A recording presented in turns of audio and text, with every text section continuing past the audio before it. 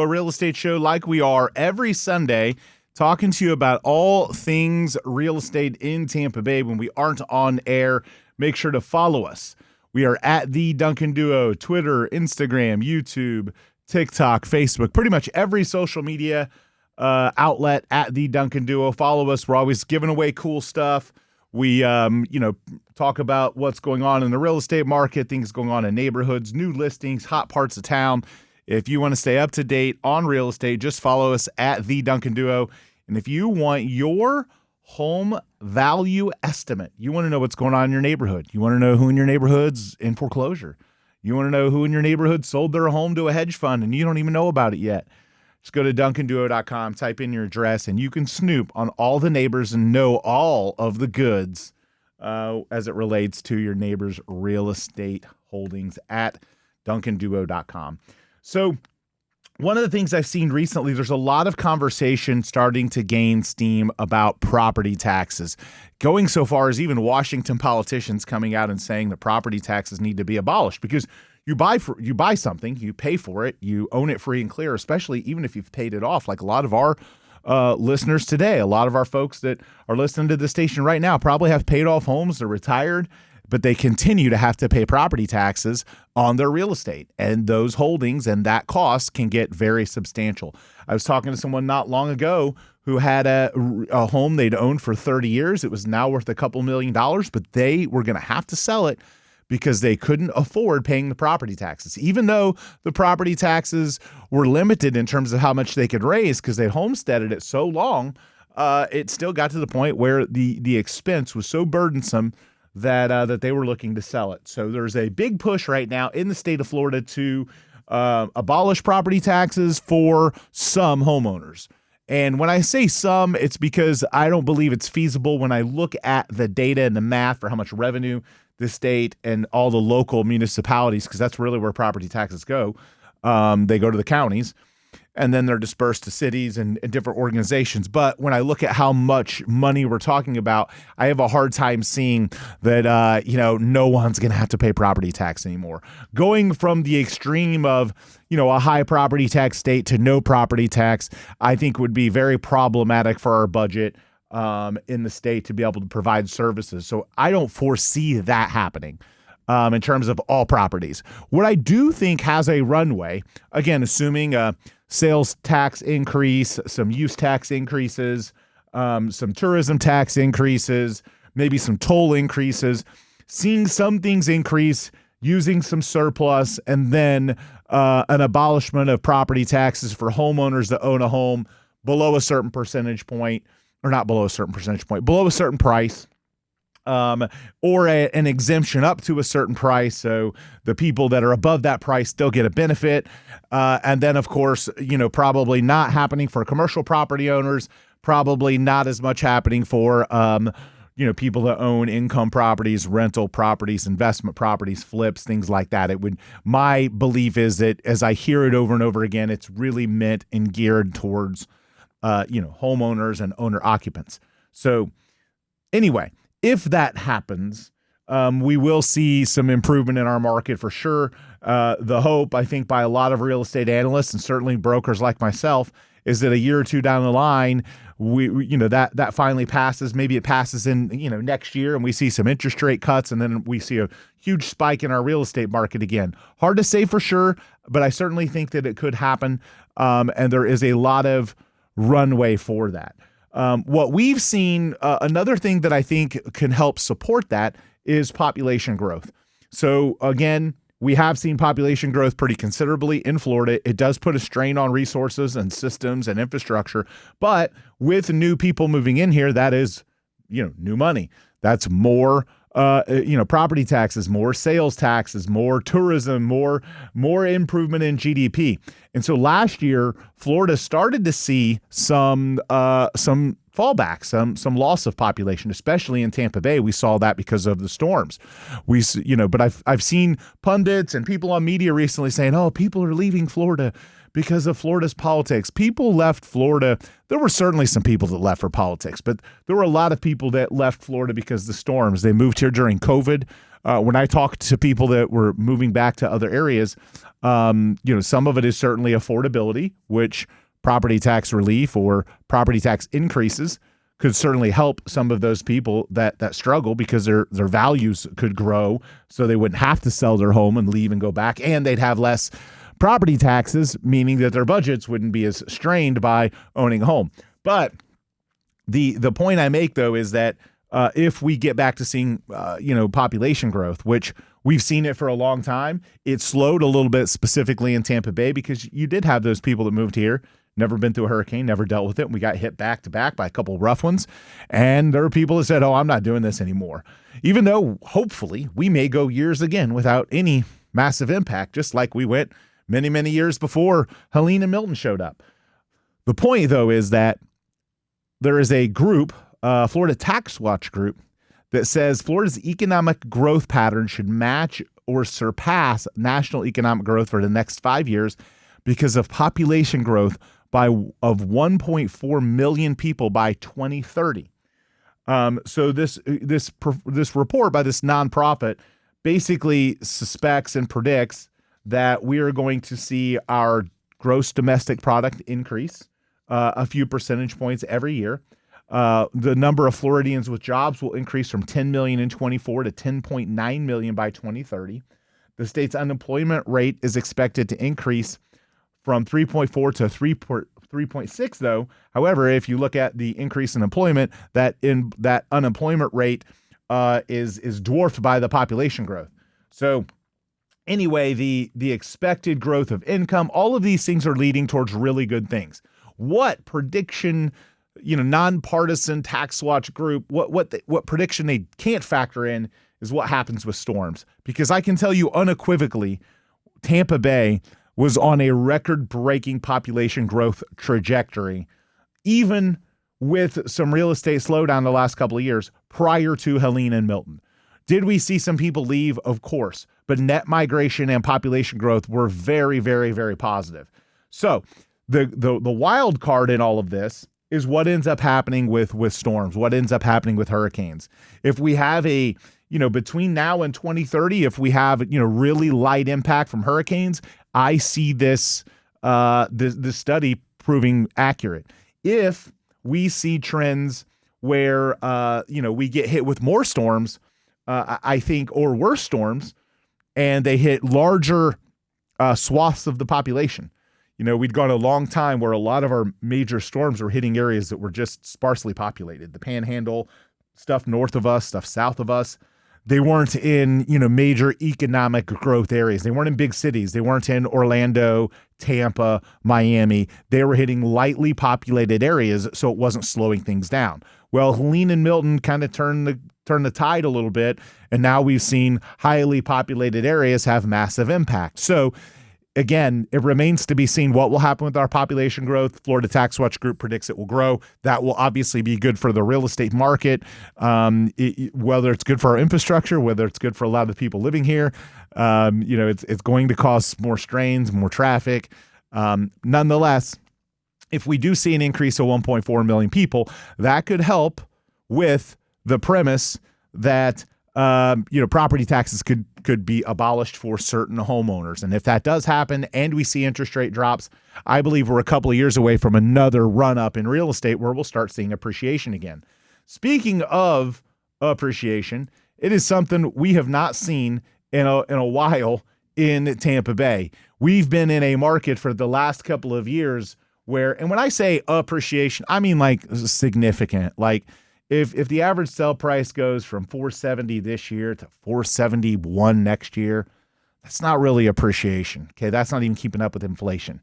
I'm talking appreciation that is substantially more than inflation and impactful for people. So if you went from $470 to $520 in a year, that's appreciation. If you go from $470 to $474, $480, that's really not appreciation. And the last few years, we've pretty much been in a market where we have seen very little, if any, appreciation across most of our neighborhoods. So values have either been stagnant, stable, kind of staying the same, or in a lot of neighborhoods, they've dropped. There are a lot of homeowners out there right now that haven't gotten the memo. And there are a lot of homeowners that have homes on the market that are pricing them what homes are selling at a year or two ago, and they're 5 to 10% off because values in that neighborhood have dropped. If you're a homeowner and your home hasn't sold, it's the price. Today's day and age, with as much available information as there is to consumers, the information that's out there, the photos, the videography, if your home has not sold, you need to lower your price or take it off the market because it's not going to sell. You're going to chase the market. And that's what a lot of people do in a market like this. You know, I grew my business during the Great Recession. You know, my company helped hundreds of customers do short sales, avoid foreclosure in a market where we were seeing much worse numbers than we are today. We were seeing depreciation on a month-over-month basis, substantial depreciation month-over-month. Not stagnant, not like a little bit of depreciation year over year, but month over month. I mean, one month to the next, the average sale prices were just dropping across neighborhoods. And even though it's not as substantial as that, in a lot of neighborhoods, it's comparable where you're seeing values drop.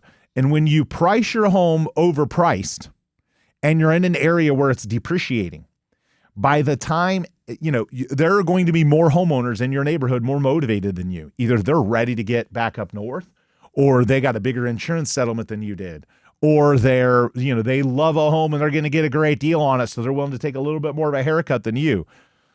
As those people that are more motivated sell their home, it pulls the values down in the neighborhood. You're not going to be able to get someone to overpay. The appraisal won't support it. And, you know, I hear all the time owners say, whoa, go find us a cash buyer. You think people that are buying homes with cash are stupid? You think they're dumb? You think they got cash at that point in their life because they're stupid with money? No, they're smart with money. They're going to look at the comps. They're going to do an appraisal. They're going to see that your home's overpriced. So if you want to get your home sold today, you've got to beat the more motivated homeowners in your neighborhood. You've got to cut to the chase. You can't chase the market. Way too many sellers today, based on all the data that's out there, are doing just that. They're pricing their home. Let's say it's worth $475, and they price it at $500. Then they lower it to $485. Well, now the new number's $470. Then they lower it to $480. Well, now the new number's $465. Then they get to $475. And all the while, they make these small incremental drops in prices, never getting in front of and down to a number that the market looks at and says, okay, I'm a buyer at that price. That's what too many sellers are doing today, and there's a lot of real estate agents letting them. So if you're a homeowner, your home hasn't sold, lower the price. We're going to be back after a quick break here on the Duncan Duo Show. Speaking of homeowners whose homes haven't sold, which is what I ended the last segment with, Andrew Duncan here with the Duncan Duo team, LPT Realty, the Duncan Duo Real Estate Show. Been talking on this station for 15 years about what's going on in real estate. And if you are one of the homeowners who has had their home fail to sell, okay, I want to tell you that as a 20-year veteran of this industry, in a market like today, sometimes it's better to be the second or third agent, because the first and second agent have to try and convince the client that they're wrong about where the market is and where pricing is. And by the time the homeowner gets to the third agent, they're ready, willing, and able to listen to get their home sold and not overly speculate and not overprice it and not think that their home is worth what their neighbors sold for a year or two ago when the market was in a completely different place and we were in fantasy land and unicorn land.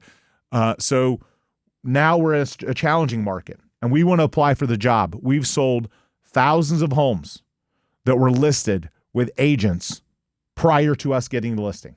Whether that agent canceled, whether it withdrew, whether it expired. We've sold thousands of homes. We are experts at repositioning a home. If your home has failed to sell and you're unhappy, go to DuncanDuo.com. We would love to talk to you about a different approach, different strategy.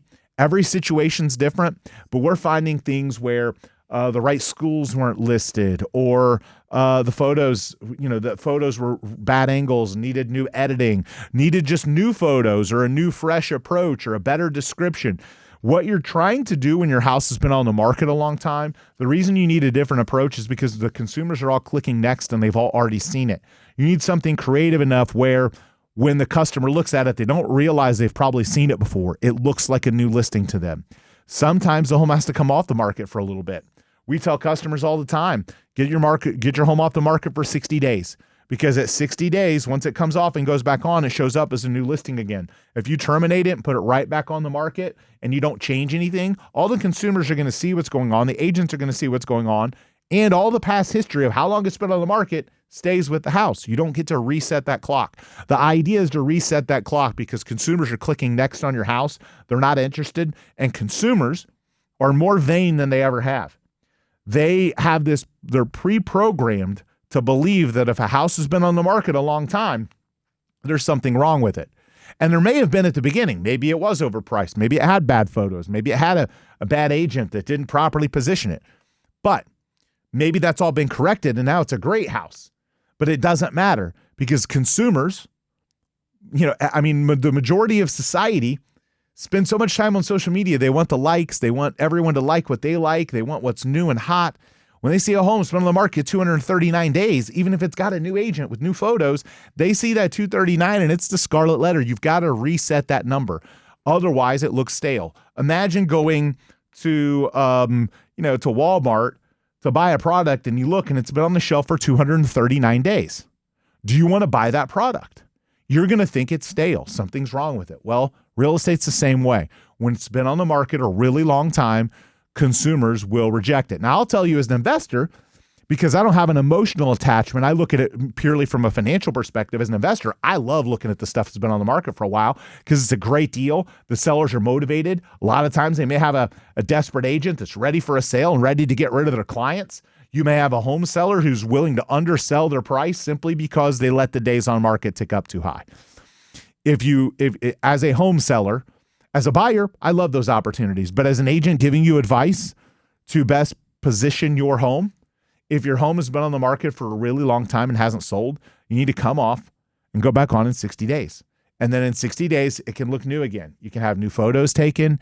Maybe the grass looks better because we've had more rain. Maybe it's, the neighbor's house is cleaned up. All things change. Different photo angles. Maybe you updated some things in the house. Regardless, that days on market is a scarlet letter that gets missed way too many times by home sellers, home buyers, and real estate agents.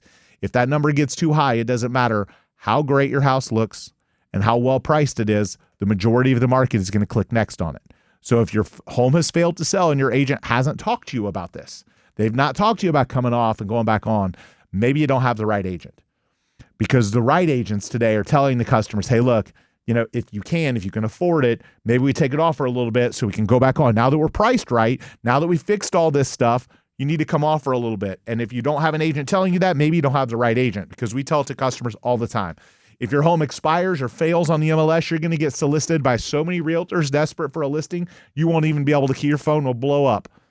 And most of them are going to say, oh, come back right on the market because they're desperate and they need listings. A consultant, the one that's going to give you the best advice and the right information right now, if your home comes off the market and it's been out there a while, a good agent is going to tell you, hey, come off the market for a little bit, because they're going to be happy selling your home 60 days down the road and get you to your end result and get a sale then. They're not trying to force a sale now where you're going to end up getting less money.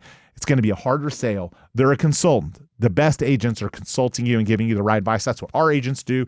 So if you've had a home on the market a long time, you need a different strategy, we'd love to help with that. Once it comes off the market, we sit down, we talk to you, we give you some strategy, some approach, and then we go back on as a new listing with the hope and expectation that consumers that might have seen it before won't click next this time. So you don't want the customer clicking next. We're going to be back. We're going to continue this conversation again when we aren't on air at the Duncan Duo. And if you need to sell your home, if you want top dollar, if you want to move your home fast, if your home failed to sell, DuncanDuo.com. We would love to help. We'll be right back after a quick break.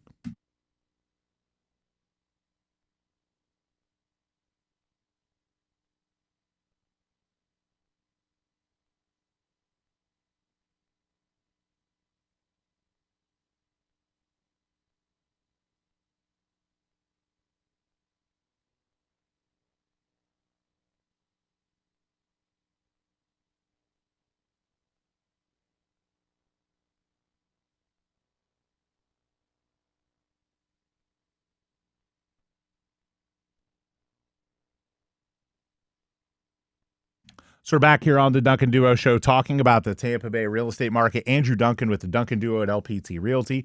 We are hiring. If you're a real estate agent struggling, if you've not had the year that you want, if where you're at isn't providing you enough opportunity for coaching, mentoring, support, you're not getting leads, you're not producing like you used to, you need a swift kick in the you-know-what, whatever it is, we'd love the opportunity to talk to you. You can go to jointheduo.com. We are growing our advertising campaign. I'm using this as an opportunity to gain market share, so I am spending way more on advertising this year than I did last year, even if I don't expect it to return wonderfully, because I'm preparing for market spikes next year and the year following. So that's why I'm running TV ads and billboards and radio at a higher level than I was a year ago, because I am building up for growth. And if that's what you want to be a part of, go to jointheduo.com.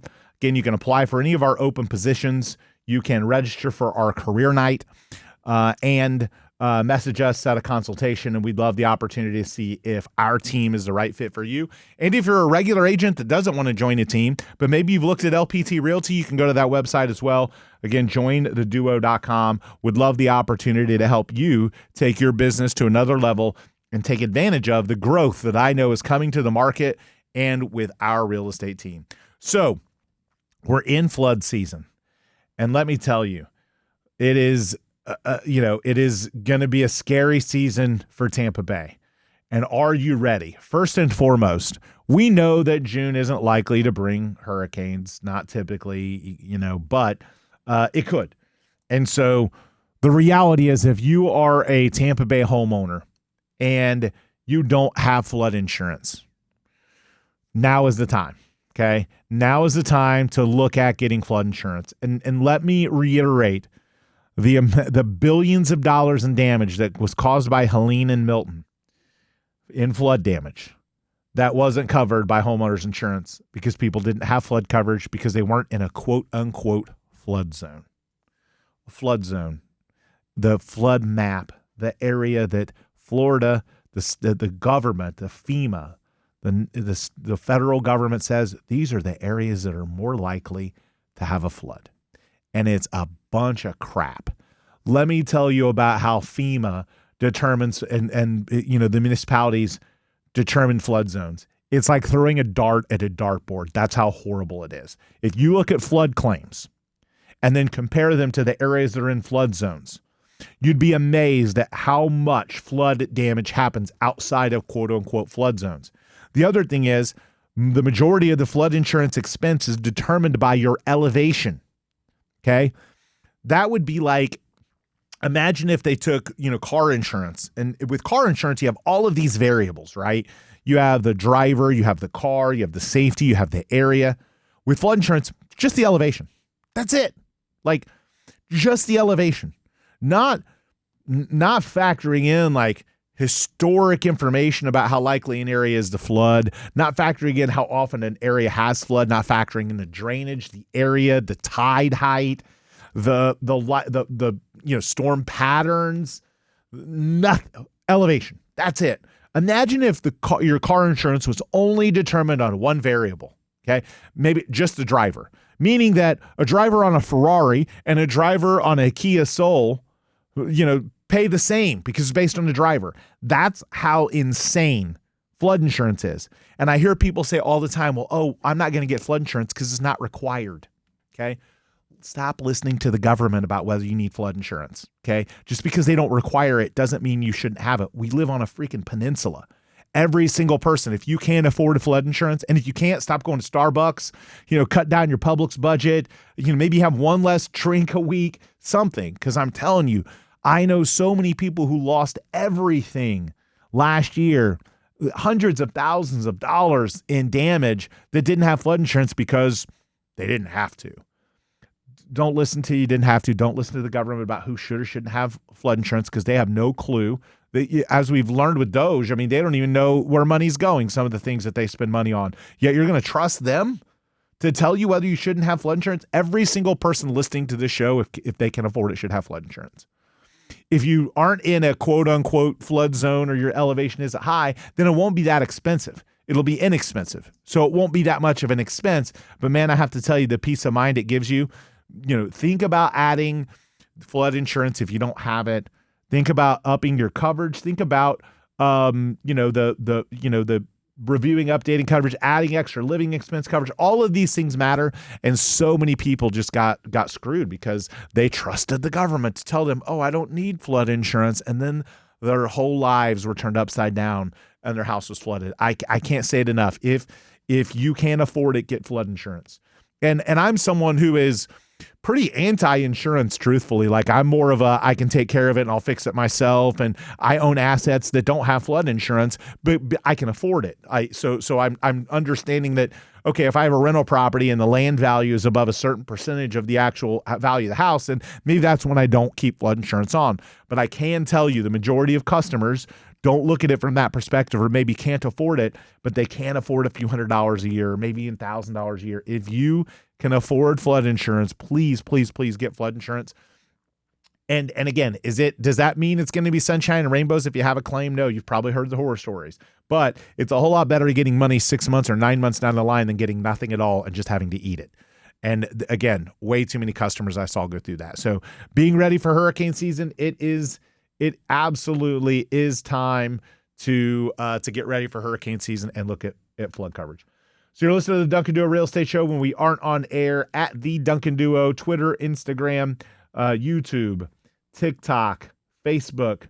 All of those things matter because we're out there giving you important real estate information. So I want to talk about open houses and home sellers at open houses and home sellers at showings. Been running into this a little bit, and it's kind of a struggle because I think a lot of home sellers don't, they're not trained salespeople, and they don't quite realize what really happens in a first showing or at an open house. And open houses can be effective, but for most properties, it's kind of overkill, and it's just nosy neighbors or, people that view an opportunity to see what's going on in a house. We've had people that are, just professional house lookers that drive around on weekends and get ideas from open houses. There are houses, however, in hot neighborhoods and in parts of town that don't have a lot of inventory or they're priced really well. There are houses where open houses can make sense. We certainly do them, but they can be an obstacle too. But homeowners, please stop being there for showings, and please stop being there at open houses. The struggle with homeowners being at open houses or being at showings is that they think them being there is helpful, and it's not typically. Now, going for a second or third showing, that might be helpful because you could answer questions. The first showing, it's kind of like the first date. The first showing isn't about facts. Okay. The first showing isn't about, your date, or the first date isn't about your date's resume. It's about falling in love. It's about a feeling. It's about feeling comfortable. Studies show us that the longer someone stays in a home, the more likely they are to buy it. And would you know that also studies show that the amount of time they spend in a home when the homeowner is there is dramatically less than when the homeowner isn't there, because people naturally feel like they're intruding if the homeowner's here. Oh, we need to rush through. They want to get back to living their life, and then they miss the great room, or they miss something incredible about the house because they're rushing through it. It's not about facts. No matter what you know about your house, Mr. Homeowner, you shouldn't be there. The second thing is security. If you really think that people are going to steal from your house, in thousands and thousands of home sales, this happened once in my entire career. Okay. It doesn't happen. Statistically, it doesn't happen. There's cameras everywhere today. The agent, there are agents there to escort them. There are people there keeping an eye on the property. Okay. If you're worried about your stuff getting stolen, then put your stuff in a safe or hide your stuff. Okay. Don't be there, following people around. It feels like it's super uncomfortable. It's like, going on a first date and have your parents sit behind you at the movie theater, right? That's what it feels like. But a lot of homeowners don't understand how uncomfortable they're making the buyers feel. And the buyers certainly aren't going to sit there in the homeowner's house and be like, hey, can you leave so we can feel comfortable? It's uncomfortable. Don't be there for the open house. Don't follow people around. Don't walk them through. Don't keep eyes on them. Don't be there. It's weird. And a lot of homeowners don't have great social skills. So, you may say something that offends them. You may say something about the shirt they're wearing or the car they drive. Like, you're not a trained salesperson. If you're not a trained salesperson, sometimes homeowners are, but if you're not, you're probably going to make a mistake. You're not helping. It's really not helping. Don't be there. It's weird. You follow people around, you make them uncomfortable, they leave quickly, and then they don't buy your house. And again, a second or third showing, because then you may be able to answer really specific questions, because at that point they've spent enough time in the house. They've kind of started that process of falling in love. Like the second or third date, you're going to start to ask questions about that beautiful person sitting across from you that you maybe wouldn't have asked on the first date, because now you're more on the fact-finding mission. Now you've seen there's a connection, there's something there. Now you got to see, okay, what are the other things here? What are some other questions I can get answered? The first showing isn't fact-based; it's emotion-based. So, again, I can't say it enough. If you're a homeowner and you're showed up at showings, if you're there for the open house, it's weird. It doesn't help. I generally think the same thing about a second agent being present at showings. The listing agent accompanying the people around. I don't like that either. I think that's a bad take. I don't think that's what the consumer wants.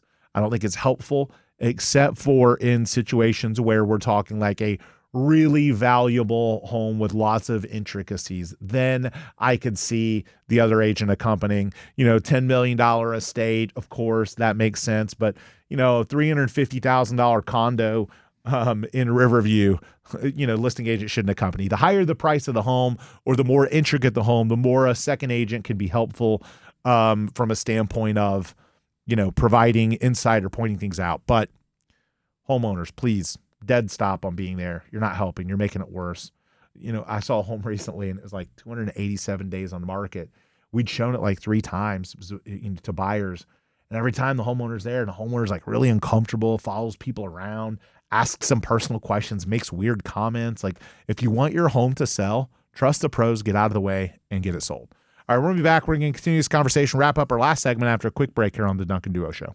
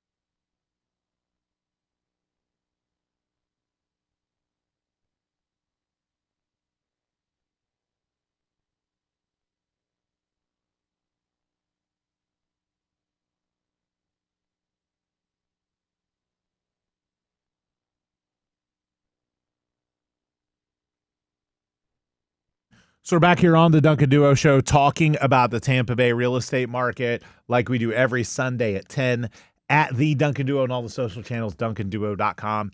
If you are a homeowner that is struggling to make payments, maybe you lost your job, maybe you're a little bit behind, I want to kind of flash back when I first started in real estate. I ran into some struggles. I had to kind of make some decisions. And I think there are a lot of consumers out there right now that are stuck in a house that they can't afford. And they've got to make a call. Like, do they Do they look at renting it out? Do they look at, finding roommates? And when I first started real estate, I left a really good paying job, and that's exactly what I decided to do. I decided to get a roommate. And there was an article that came out, roommates can help cut housing costs. And look, is it comfortable? No, but it's certainly more comfortable than not having money for paying your bills or getting your home foreclosed on because you can't make the payments, or giving you extra spending money. In areas like Tampa that have population growth, there are a lot of people moving into our area that are looking to move into homes and be roommates with people. So it is a common tactic, a very smart financial tactic for people that are maybe running short, maybe need some extra money, maybe want to avoid a foreclosure or having to do a short sale. So if you're a homeowner that's struggling, before you go right to a short sale or losing your equity or giving up on your house or renting it out at a loss, think about the possibility of a roommate. Number 12 in the country, where you could save the most money in Florida by finding a roommate. You can save, substantially, covering bills, covering costs. So think about a roommate. Now, if that doesn't make sense for you, or if that isn't enough to cover, and you are contemplating doing a short sale, we can help. Now, what is a short sale? A short sale is basically a way for you to avoid foreclosure and sell your property for less than what it is worth, and the bank eats the difference. Because if the bank had to foreclose on you, they would spend a massive amount of money on attorney fees, and maybe by then the home gets more damaged and is worth less.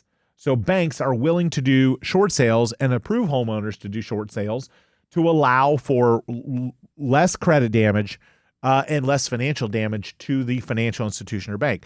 So a lot of agents don't know how to do them. Man, I've been doing them almost 15 years. I mean, almost 20 years. Back from when I first started in the industry. So we've done them for a really long time. We know how to structure them. We know how to communicate with the banks. We know how to process it. If you're struggling, you can't make your payment, and that's the direction you're heading, we'd love to talk to you about a short sale. But before you do that, find out, is there a way that you can save it? Do you have a 3-bedroom house and you live alone? Do you have a 3-bedroom house and maybe you have a spouse? Maybe you guys get a roommate. Maybe your kids bunk bedded. Maybe something to help cover your costs in the short-term period to try and make ends meet, to make some financial adjustments in order to get, over the hump, the financial obstacle that you're in. And if a roommate can't help, then again, looking to do a short sale. And a short sale is a different type of sale because I don't want to make it sound the sunshine and rainbows, because it's a long process. You're going to get an offer. You're going to have to submit a lot of financial documents to the bank. The bank's going to take their time. You're going to have to jump through some hoops. And then eventually the bank may say, okay, we'll approve your buyer, or we'll counter your buyer, or we need this much money from a buyer in order to allow this to happen. It does typically have less credit damage. It does typically not require money from the seller. Statistically, there are times where it might, but for most people, it is a better path than letting a home go to foreclosure and go back to a bank. And speaking of foreclosures, even today, we're not seeing a lot of them. The banks get ahead of them. They sell bad debt to another company that turns it into a rental, and they sell it as a bulk sale. Individual foreclosure sales end up pulling market values down, and the banks and financial institutions, and probably the federal government at some point in time, had some influence over how and when and why to foreclose on people. We just aren't seeing them. There are enough workarounds and forbearance and different things to avoid them, because that is what really kills a real estate market, foreclosures. And the federal government learned their lesson during the Great Recession, that letting a lot of foreclosures happen would kill the market. Now they have a lot more workaround process to keep people in homes and to avoid homes going all the way to foreclosure. So if you believe that the real estate market is going to see some huge crash, it's really not likely. It's not likely because there are enough institutional cash investors to gobble up that inventory before it would, for a mutually beneficial reason, aka a bank doesn't want it to go to foreclosure. Bank of America doesn't want anything going to foreclosure, because when it does, it lowers the comps in the neighborhood, which lowers their ability to loan money. And that's what they're in business to do. So they have a lot of workarounds to avoid foreclosures and kind of kick the can down the road, allow institutions to take it over, turn it into a rental, do cash for keys, move the people out, do a bulk sale so you don't ever see the price that the home actually sold for in foreclosure, so the comps never get pulled down. So the likelihood of our market seeing a crash is very, very, very slim because of that. That doesn't mean that are market sunshine and rainbows. I talked earlier in the show. We haven't seen appreciation in a couple of years. We're seeing depreciation now in a lot of neighborhoods. So the market isn't certainly rising, but a crash that we had happen during the Great Recession just isn't ever going to happen again. They fixed the game. So hopefully that helps you. Hopefully this show has been awesome for you and helping you make real estate choices. At the Duncan Duo on all the socials, duncanduo.com if you need to sell your home, if you need to do a short sale, if you want a cash offer, or if your home has failed to sell. We would love the opportunity to try again at duncanduo.com and have an awesome rest of your weekend, Tampa Bay.